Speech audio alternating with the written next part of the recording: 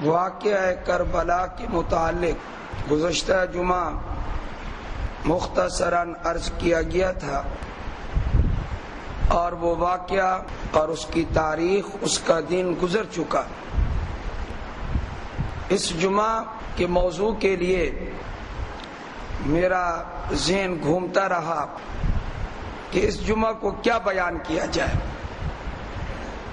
میں نے جب نظر دوڑائی اور سوچا تو ایک بات کا شدت سے احساس ہوا، وہ یہ کہ تاریخ موجود ہے کتابوں میں، واقعات ہو چکے۔ سیدنا عثمان رضی اللہ تعالیٰ عنہ شہید ہوئے، واقعہ ہو گیا، پوری امت کو افسوس ہے ان کی مظلومانہ شہادت پر۔ جناب عمر بن خطاب رضی اللہ تعالی عنہ شہید ہوئے، ان کی شہادت پر بھی افسوس ہے، اور یہ واقعہ بھی ہو گیا۔ سیدنا حسین رضی اللہ تعالی عنہ میدان کربلا میں اپنے 72 ساتھیوں کے ساتھ جام شہادت نوش کرتے ہیں۔ ہر مسلمان کو اس کا افسوس ہے، غم ہے، لیکن یہ واقعہ ہو چکا، تاریخ کا حصہ بن گیا، اور ہر سال یہ تاریخیں آتی ہیں اور زور شور سے ان پر بیانات ہوتے ہیں۔ ہر سال واقعہ کربلا بیان کیا جاتا ہے، اور حضرت حسین رضی اللہ تعالیٰ عنہ اور اہل بیت اعظام کے ساتھ اظہار محبت کیا جاتا ہے، اور حضور علیہ السلام کے گھرانے کا، آپ کے اصحاب کا، آپ کی ازواج مطہرات کا ہمارے اوپر حق بھی ہے کہ ہم ان کی عزت کریں، ان کا احترام کریں۔ یہ سب چیزیں اپنی جگہ پر مسلم ہیں۔ اس کے ساتھ ساتھ یہ کہ کسی بھی بزرگ شخصیت کو، خصوصاً صحابہ اور اہل بیت میں سے کسی کو کبھی بھی کوئی آدمی برا بھلا نہ کہے۔ یہ ان حضرات کی تعظیم اور توقیر کا پوری امت پر حق ہے، لیکن ان تمام چیزوں کو تسلیم کرنے کے باوجود کیا یہ کافی ہے کہ ہم واقعات کو دہراتے رہیں اور ان واقعات پر اظہار افسوس ہی کرتے رہیں، اور اس کے علاوہ اپنی زندگیوں میں جو تبدیلی لانا مقصد ہے اس کی طرف ہم کوئی توجہ نہ دیں؟ صحابہ ہوں یا اہل بیت ہوں، ان کے واقعات، ان کی سیرت، ان کی زندگی اس لیے بیان کی جائے کہ ہم مسلمان اپنی زندگیوں میں تبدیلی لائیں۔ واقعہ من حیث الواقعہ، بڑا اچھا واقعہ جی فلاں نے بیان کیا، ہم نے سن لیا، مزہ آ گیا، صرف اس مزہ کے آنے تک آج ہمارا کام رہ گیا ہے۔ ہم نے اپنی زندگیوں میں تبدیلی لانے کا کبھی سوچا ہی نہیں۔ امت من حیث الامت، چیزا لوگ ہوں گے جن کی نظر مقصد پر ہوگی، ورنہ اکثریت وہ واقعات کے بیان کرنے میں، شور و غول کرنے میں، اور ایک دوسرے کو برا بھلا کہنے میں، اور کچھ روایات پر عمل کرنے میں لگی ہوئی ہے امت پوری۔ اور بعض لوگوں کی زندگی کا حاصل تو بڑا عجیب ہے کہ چند مخصوص دنوں میں نذر و نیاز، صدقہ خیرات کر کے، صدقہ خیرات بھی اللہ کے لیے نہیں، نذر و نیاز کر کے فارغ ہو گیا اور یہ سمجھنے لگے ہم نے سب کچھ ادا کر دیا ہے۔ حالانکہ جن حضرات کا ہم نام لیتے ہیں، ان حضرات کہ اگر ہم سیرت کو دیکھیں اور مطالعہ کریں، ایک ایک واقعہ شہادت کے علاوہ ان کی زندگی کا ایک ایک واقعہ ہمارے لیے سبق ہے۔ یہ لوگ ہمارے لیے اسوہ ہیں، یہ لوگ ہمارے لیے نمونہ ہیں۔ ہم نے ان کی زندگی سے جو سبق حاصل کرنا تھا وہ چھوڑ دیا۔ کوئی لگ گیا کہ تیجا کرنا ہے، کوئی کہتا ہے کہ 10واں کرنا ہے، کوئی کہتا ہے 20واں کرنا ہے، کوئی کہتا ہے چیلم کرنا ہے، کوئی کہتا ہے برسی کرنی ہے، کوئی کہتا ہے ختم پڑھوانا ہے۔ یہ ہماری زندگی کا حاصل رہ گیا ہے، انہی چیزوں پہ زور ہے۔ سال کے بعد قبرستان جانا ہے، سال کے بعد قبرستان جانا ہے، یہ کہاں کی سنت ہے؟ وہ بھی محرم میں۔ پہلے میں بتا چکا ہوں کہ نبی علیہ الصلاۃ والسلام ہر جمعہ قبرستان جایا کرتے تھے، یہ سنت ہے ہر جمعہ جانا۔ روایات ایک رواج بن چکا ہے، اس کے مطابق لوگ چلے جا رہے ہیں۔ فلاں تاریخ آئے گی دودھ بانٹنا ہے، فلاں موقع پہ لوگوں کو شربت پلانا ہے، فلاں موقع پہ کالے چنے ابال کے وہ تقسیم کرنے ہیں۔ یہ ہمارا دین ہے۔ اب ہمارے دین کی حیثیت کی ہی رہ گئی ہے، یہ اب ہمارا دین ہے۔ جن کاموں کا شریعت سے ذرا برابر بھی تعلق نہیں ہے، امت ان چیزوں میں کھو گئی ہے۔ صحابہ اور اہل بیت، ان کا ایمان کیسا تھا، ان کا عقیدہ کیسا تھا، ان کی عبادت کیسی تھی، کبھی اس پر بھی غور کیا، کبھی سوچا؟ ان کے معاملات کتنے صاف تھے۔ فلاں موقع پہ یہ کام کر دو، باقی سارا سال فراڈ کرتے رہو۔ زندگی فراڈ سے بھری ہوئی ہے، دھوکہ، فریب، جھوٹ، ان چیزوں سے بھری ہوئی ہے، اور چند رواج کر لیے اور کہا کہ ہم پاک صاف ہیں، یہ ہمارا دین ہے۔ حضرت علی المرتضی رضی اللہ تعالیٰ عنہ سے پوری امت محبت کرتی ہے، پوری امت، چاہے وہ سنی ہو، چاہے وہ رافضی ہو، کوئی ہو۔ ایک طبقہ ہے جو حضرت علی سے بغض رکھتا ہے، ان کا نام ہے خوارج، گمراہ ہے۔ حضرت علی سے جو محبت نہ رکھے وہ کیسا مومن ہے وہ؟ لیکن حضرت علی رضی اللہ تعالی عنہ کا واقعہ شہادت 21 رمضان المبارک بیان کر کے امت فارغ، واقعہ شہادت بیان کر کے ختم۔ کیا ان کی زندگی کا صرف ایک ہی واقعہ پیش آیا تھا شہادت کا، اور واقعات نہیں ہیں؟ انہوں نے زندگی گزاری کیسی ہے؟ حضرت علی المرتضی نے کیسی زندگی گزاری ہے رضی اللہ تعالیٰ عنہ نے؟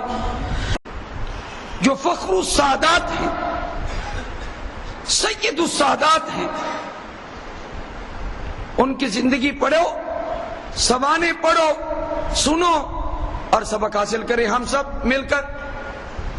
کیا انہوں نے زندگی گزاری؟ ایک واقعہ میں عرض کرتا ہوں کہ مالی معاملات کتنے صاف ستھرے تھے ان حضرات کے۔ البدایہ والنہایہ میں لکھا ہے، فرمایا کہ ایک دن آپ بازار نکلے اور آپ نے کرتا خریدنا تھا۔ حضرت علی رضی اللہ تعالیٰ عنہ نے اس وقت جو سکے چلتے تھے ان کا نام ہوتا تھا دراہم اور دنانیر، یہ سکے چلا کرتے تھے۔ حضرت علی المرتضیٰ رضی اللہ تعالیٰ عنہ ایک دکان پر گئے، اس کے پاس کپڑا بھی تھا، لیکن یہ دیکھا کہ یہ مجھے جانتا ہے اور میں امیر المومنین ہوں، یہ دباؤ میں آ کر لازماً میرے ساتھ رعایت کا معاملہ کرے گا، یہ رعایت کا معاملہ کرے گا، یا مفت دے گا، دینے کی کوشش کرے گا، اور یا پھر بہت ہی کم قیمت لگائے گا۔ میری حیثیت امیر المومنین کی ہے، دیکھا یہ مجھے جانتا ہے، اس سے کپڑا نہیں خریدا۔ آگے چلے، ایک دکاندار سے پوچھا یہ کرتا، پھر اس کو بھی آپ نے غور سے دیکھا تو کہا یہ بھی میرے ساتھ میری اس حیثیت کی وجہ سے رعایت کرے گا، چھوڑ دیا، وہاں سے بھی نہیں خریدا۔ پھر آگے گئے، آپ نے کرتا ہی خریدنا تھا، اب آپ کو ایسی دکان نہیں مل رہی تھی کہ جس دکان کا مالک دکاندار ایسے معاملہ کرے جیسے عام لوگوں سے معاملہ کیا جاتا، ایسا کوئی دکاندار نہیں مل رہا تھا۔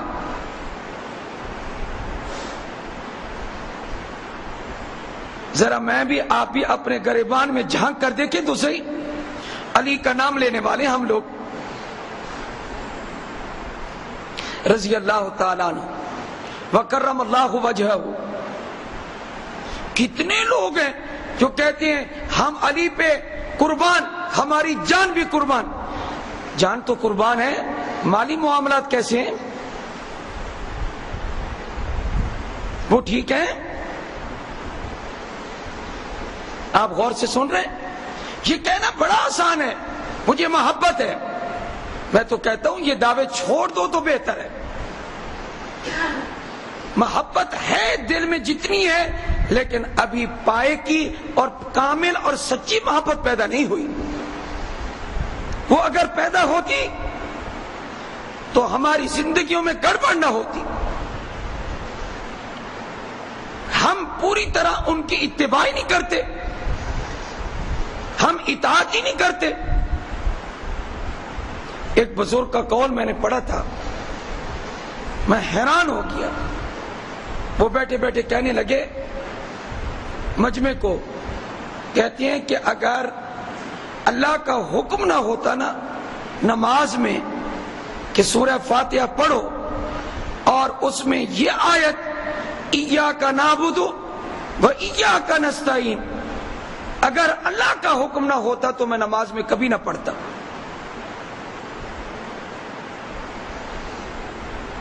لوگ حیران ہو گئے، بھی کیوں حضرت کیا وجہ ہے؟ فرمایا کہ ہم نماز میں اللہ سے کہہ رہے ہوتے ہیں ایاک نعبد و ایاک نستعین، اے اللہ ہم تیری ہی عبادت کرتے ہیں اور تجھ ہی سے مدد طلب کرتے ہیں، لیکن نماز سے باہر آ کر ہمارا عمل اس کے خلاف ہوتا ہے۔ ڈر لگتا ہے کہ جو ہم نے نماز میں اللہ کے سامنے بولا تھا کیا ہماری زندگیوں میں وہ چیز موجود ہے؟ اللہ سے ہم کہہ رہے ہیں، اللہ کا حکم ہے اس لیے میں اس کو پڑھتا ہوں، ورنہ ڈر لگتا ہے۔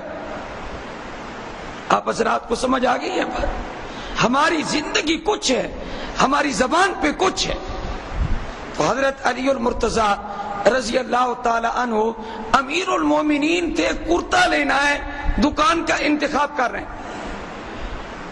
کوئی دباؤ میں آ کر اتنے پیسے کم نہ کر دے کہ جس سے دکاندار کو نقصان پہنچے، دکاندار کو نقصان پہنچے۔ اتنی امانت داری کوئی ایک تو دکھاؤ مجھے۔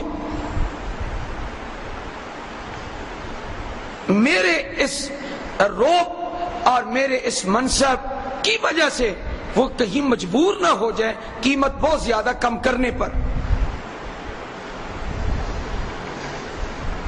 فرمایا بالآخر ایک دکان پر تشریف لے گئے۔ جب وہاں گئے تو ایک لڑکا بیٹھا ہوا تھا، اس کا والد اس وقت دکان پر موجود نہیں تھا۔ اس نے اپنے بیٹے کو بٹھا کے اس کے سپرد مال کر کے کسی کام کے لیے نکلا ہوا تھا اور ابھی آیا نہیں تھا۔ اس لڑکے پر نظر ڈالی اور کہا ہاں یہ اب مجھے اب چیز دے گا تو ایسے معاملہ کرے گا جیسے عام لوگوں سے معاملہ کیا جاتا ہے۔ تو حضرت علی رضی اللہ تعالی عنہ نے اس کو کہا کہ یہ کرتا فلانا کرتا یہ جو ہے تیری دکان میں یہ کتنے کا ہے؟ اس نے جواب دیا یہ کرتا بثلاثۃ دراہم، یہ میں آپ کو 3 درہم میں دوں گا۔ حضرت علی رضی اللہ تعالی عنہ نے 3 درہم جیب سے نکالے اور اس لڑکے کے سپرد کیے اور کرتا لے کر واپس آ گئے۔ اب جو ہمسائے تھے دکاندار ان کو پتہ چل گیا کہ لڑکے نے کرتا بیچا ہے 3 درہم کا۔ باپ آیا اس کا، اس کو بتایا کہ تمہارے بیٹے نے امیر المومنین کو حضرت علی المرتضیٰ کو رضی اللہ تعالی عنہ کو کرتا بیچا ہے 3 درہم کا، جبکہ یہ کرتا ہے 2 درہم کا۔ 1 درہم زائد لیا تمہارے بیٹے نے۔ پوچھا اس نے بیٹے سے، کہا میں نے 3 درہم کا بیچا۔ انہوں نے لے لیا اور لے کر چلے گئے، 3 درہم پڑے ہوئے۔ کہا یہ تو کرتا ہم بیچا کرتے ہیں 2 درہم کا اور تو نے بیچ دیا 3 درہم کا، اور وہ بھی امیر المومنین کو۔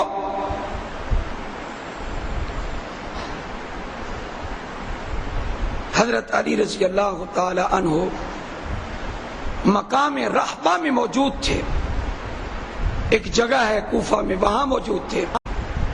وہ شخص 1 درہم اٹھا کر اپنی دکان سے حضرت علی کے پاس پہنچا رضی اللہ تعالی عنہ اور کہنے لگا میرے بیٹے نے آپ سے 1 درہم زائد لے لیا ہے، یہ 1 درہم آپ واپس لے لیں۔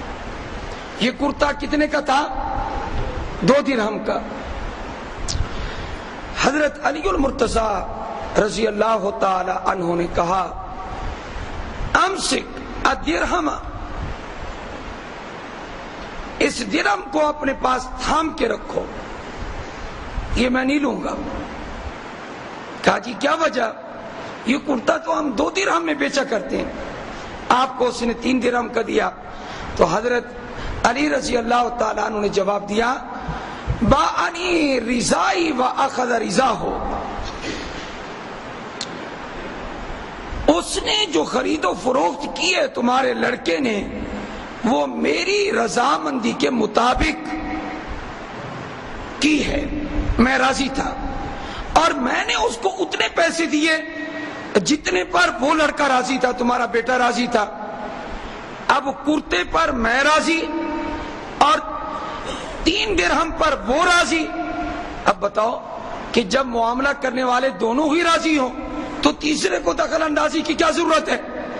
جاؤ یہ درہم واپس لے جاؤ. یہ ہے وہ معاملہ علی المرتضیٰ رضی اللہ تعالیٰ عنہ کا جب کہ وہ امیر المومنین تھے. ایک درہم بھی واپس لینے کے لیے تیار نہیں ہے.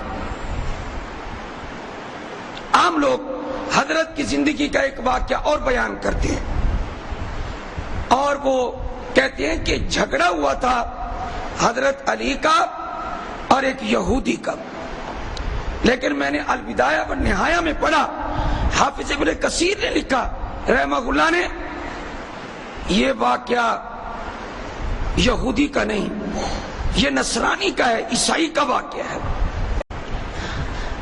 حضرت علی المرتضیٰ رضی اللہ تعالی عنہ نے ایک عیسائی کے ہاتھ میں اپنی زرہ دیکھی. یہ واقعہ بھی اس وقت کا ہے جب وہ امیر المومنین بن چکے تھے. اس کو کہا یہ زرہ جو تیرے ہاتھ میں یہ تو میری ہے. عیسائی نے کہا، نصرانی نے کہا یہ جناب میری ہے. حضرت علی رضی اللہ تعالی عنہ اس عیسائی کو لے گئے عدالت میں، اور عدالت بھی مسلمانوں کی عدالت میں لے گئے. وہاں ان کا قاضی بہت مشہور و معروف قاضی موجود تھا، قاضی شریح رحمت اللہ علیہ. مسلمانوں کا قاضی ہے، امیر المومنین کی طرف سے منتخب ہے. اب نصرانی کو ایک جگہ بٹھا دیا جہاں مجرم بیٹھتے ہیں، یا یوں کہیں کہ مدعی مدعا علیہ جہاں بیٹھتے ہیں وہاں بٹھا دیا. خود حضرت علی رضی اللہ تعالیٰ عنہ قاضی شریح کے پاس آ کر بیٹھ گئے. حالانکہ اصول یہ نہیں تھا عدالت کا. عدالت کا اصول یہ ہے چاہے جتنا بھی باروب ہو دونوں کو برابر جگہ پر کھڑا کرنا چاہیے، بٹھانا چاہیے. لیکن حضرت علی کس کے قریب جا کر بیٹھ گئے؟ اپنے قاضی اور جج کے قریب جا کر بیٹھ گئے. عدالت میں اگر کسی کو جگہ ممتاز دی جائے تو اس کی اجازت نہیں ہوتی. وہ خود حیران ہو گیا قاضی شریح کہ حضرت علی المرتضیٰ رضی اللہ تعالیٰ عنہ کو وہاں کھڑا ہونا چاہیے تھا، وہاں بیٹھنا چاہیے تھا جہاں دوسرا شخص موجود ہے جس سے ان کا جھگڑا ہے. میرے قریب آ کر کیوں بیٹھے ہیں؟ جب مجھ سے فیصلہ کروانا ہے، جب میں جج ہوں، میرے قریب آ کر کیوں بیٹھ گئے؟ حضرت علی رضی اللہ تعالیٰ عنہ نے خود ہی اس کا جواب دیا. فرمایا میں نے رسول اللہ صلی اللہ علیہ وآلہ وسلم سے حدیث سنی ہے، یہ اہل کتاب اور یہ شخص انہی میں سے ہے. جب یہ تمہیں ملے تو ان کے لیے تنگی کرو اور ان کو ویسے حقیر سمجھو جیسے کہ اللہ تعالیٰ نے ان کو حقیر بیان کیا ہے. یہود و نصارہ کو عزت دینے کی اجازت نہیں ہے قطعاً. ہمارا مذہب روکتا ہے اس سے. اس لیے میں نے وہ جگہ چھوڑی اور تیرے قریب آ کر بیٹھ گیا. اب سنو ہمارا مقدمہ کیا ہے. یہ زرہ میری ہے جو اس کے پاس ہے. اس نے کہا قاضی شریح نے نصرانی سے، یہ زرہ کس کی ہے؟ اس نے کہا یہ میری ہے، حضرت علی کی نہیں ہے. قاضی شریح نے کہا حضرت علی المرتضیٰ رضی اللہ تعالی عنہ کو آپ کے پاس بینہ ہے، آپ کے پاس گواہ ہیں؟ البدایہ والنہایہ میں یہ واقعہ اسی طرح لکھا ہے کہ حضرت علی نے کہا نہیں، میرے پاس گواہ نہیں ہے.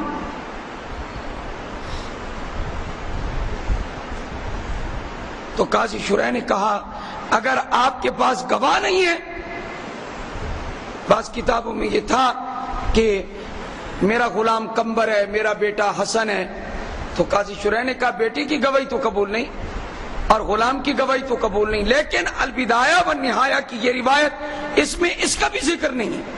کہا نہیں میرے پاس گواہ نہیں ہے. حضرت علی رضی اللہ تعالیٰ عنہ منتظر تھے کہ اب فیصلہ کیا آتا ہے. جج نے، مسلمانوں کا جج ہے، امیر المومنین پاس بیٹھا ہے، اس نے جو فیصلہ سنایا وہ فیصلہ اس نصرانی کے حق میں سنا تھا کہ یہ زرہ تمہاری ہے. حضرت علی رضی اللہ تعالیٰ عنہ خاموش بالکل تسلیم کر لیا. چند قدم وہ چلا اور پھر واپس آ کر کہنے لگا کہ یہ زرہ میں قسم اٹھا کر کہتا ہوں یہ زرہ واقعتاً امیر المومنین کی ہے. یہ جیسے کہ انہوں نے فرمایا، حضرت علی نے، انہوں نے سچ فرمایا یہ ان کی ہی زرہ ہے. اور میں نے ایک جنگ تھی، حضرت علی جنگ کی طرف گئے، آگے بڑھے اور ان کا اونٹ کھڑا تھا اور وہاں یہ زرہ موجود تھی، میں نے وہاں سے نکال لی. یہ زرہ حضرت علی کی ہے، امیر المومنین کی ہے رضی اللہ تعالیٰ عنہ.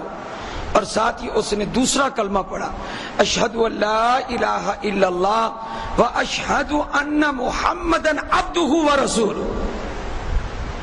اور کہنے لگا میں سمجھ گیا ہوں جج بھی مسلمانوں کا، امیر المومنین بھی پاس بیٹھا ہے، عدالت کے کمرے میں موجود ہے، سب کچھ ہے، اس کے باوجود فیصلہ امیر المومنین کے خلاف کیا، قانون کے مطابق کیا.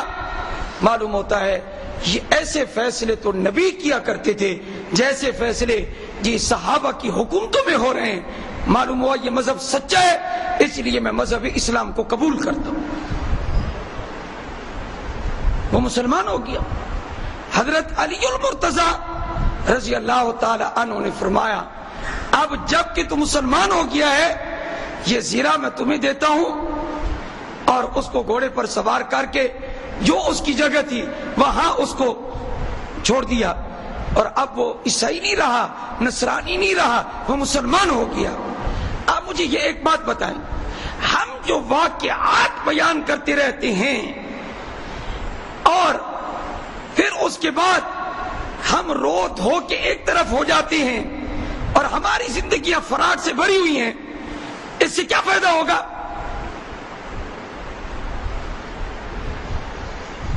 جھوٹ ہم نہیں چھوڑتے، فراڈ ہم نہیں چھوڑتے، مالی معاملات ہمارے خراب ہیں، اور پھر ہم واقعات سن کے مجلس قائم کر کے جلسے کر کے اس کے بعد ہم کیا کہتے ہیں واجبات، اور کبھی شربت پلا کر، کبھی دودھ پلا کر، کبھی نیاز کھلا کے، یہ کام کر کے نماز پڑھو نہ پڑھو، قرآن پڑھو نہ پڑھو، یہ ہماری زندگی ہے. کیا ہم کر رہے ہیں؟ امت کس راستے پہ چل پڑی ہے؟ اور حضرت حسین کا بیٹا زین العابدین، میں نے کئی مجالس اور کئی جلسوں کی کارروائی میرے سامنے ہے، سب ان کا ذکر کرتے ہیں احترام کے ساتھ اور یوں نام لے کر کہ وہ بیمار تھے کربلا میں، وہ چھوٹی عمر کے تھے اور ان پر جو ہے فوجیوں، یزید کے فوجیوں نے زیادتی کی. ارے بھئی پورے اہل بیت پر زیادتی ہوئی ہے اور اس غم میں ہم شریک ہیں، لیکن زین العابدین کی سیرت یہاں ختم نہیں ہو جاتی. زین العابدین کو امام زین العابدین کہتے کیوں ہیں یہ بھی کبھی سوچا؟ رات اور دن 24 گھنٹے ملا کر فرض نماز کے علاوہ، سنن مؤکدہ کے علاوہ، سنن غیر مؤکدہ کے علاوہ رات دن میں 1000 رکعت نماز نفل پڑھا کرتے تھے. ایسے لگتا ہے کہ ان کی زندگی میں سوائے واقعہ کربلا کے اور کوئی واقعہ ہے ہی نہیں. حضرت عمر کی سیرت ساری ایک طرف کر کے صرف واقعہ شہادت، کیوں؟ ان کی باقی سیرت کہاں گئی؟ ساری زندگی کہاں گئی؟ وہ واقعہ کہاں جائے گا کہ حجر اسود کے سامنے کھڑے ہو کر کیا کہتے ہیں؟ اعلم انک حجر. حجر اسود کو بوسہ بھی دیا، کہا میں جانتا ہوں تو پتھر ہے، لا تنفع ولا تضر، نہ تو نفع دے سکتا ہے نہ تو نقصان پہنچا سکتا ہے. اگر میں نے اپنے نبی کو صلی اللہ علیہ وسلم کو بوسہ دیتے ہوئے نہ دیکھا ہوتا میں تجھے کبھی بھی بوسہ نہ دیتا. یہ واقعہ کہاں جائے گا؟ امام زین العابدین کی زندگی کا وہ واقعہ کہ لوگ عشاء کے بعد سو جایا کرتے تھے اور یہ توشہ دان میں روٹیاں، گوشت، دراہم رکھ کر اس کو سر پہ رکھ کر رسی سے باندھ کے آپ جاتے، اور وہ فقیر مدینے کے جو بھوکے ہوتے تھے اور پڑے ہوئے ہوتے تھے ان کو جا کر اٹھا کر ان کو روٹی دیتے، ان کو پیسے دیتے، ان کو گوشت کھلاتے، اور ان کو کوئی پتہ نہ ہوتا، چہرہ لپیٹ کے جاتے، وہ لیتے رہتے، یہ دیتے رہتے، سخاوت کرتے رہتے. جب فوت ہوئے اور ان کے جسم کو غسل دیا گیا تو رسیوں کے نشانات موجود تھے جن سے توشہ دان باندھ کے جایا کرتے تھے. یہ واقعہ کہاں جائے گا زندگی کا؟ پتہ نہیں آپ نے میری آج کی گفتگو کا کوئی لب لباب بھی سمجھا یا نہیں سمجھا. چند کام کر لینے سے ہم نے ان کی محبت کا حق ادا نہیں کیا. ہمیں ان کی زندگی ساری سامنے رکھنی ہوگی. ان کی عبادت، ان کی للہیت، ان کی خشیت، ان کا تہجد پڑھنا، ان کا اللہ کے سامنے گڑ گڑانا اور رونا. حج کا احرام باندھا ہوا ہے، سب قافلے والے تیار ہیں، لبیک کہیں تو احرام شروع ہو. لبیک نہیں کہہ رہے. حضرت امام زین العابدین پوچھا کہ آپ لبیک کیوں نہیں کہتے؟ کہا ڈر ہے. رنگ زرد ہو گیا. ڈر ہے کہ میں کہوں لبیک اللہم لبیک اور اللہ کی طرف سے آواز آ جائے لا لبیک، تیرا لبیک ہمیں قبول نہیں ہے تو میں کیا کر سکتا ہوں. یہ کون تھے؟ یہ اتنا ڈر امام زین العابدین کو اللہ تعالی کا کبھی یہ بھی سوچا ہمارے اندر پیدا ہوا؟ خوف خدا پیدا ہوا؟ اصل جو سیرت کا مقصد ہوتا ہے، سمانے کا مقصد ہوتا ہے، وہ پڑھ کر اپنی زندگیوں میں تبدیلی لانی ہوتی ہے. اللہ ہمیں ان کی اتباع کی توفیق عطا فرمائے.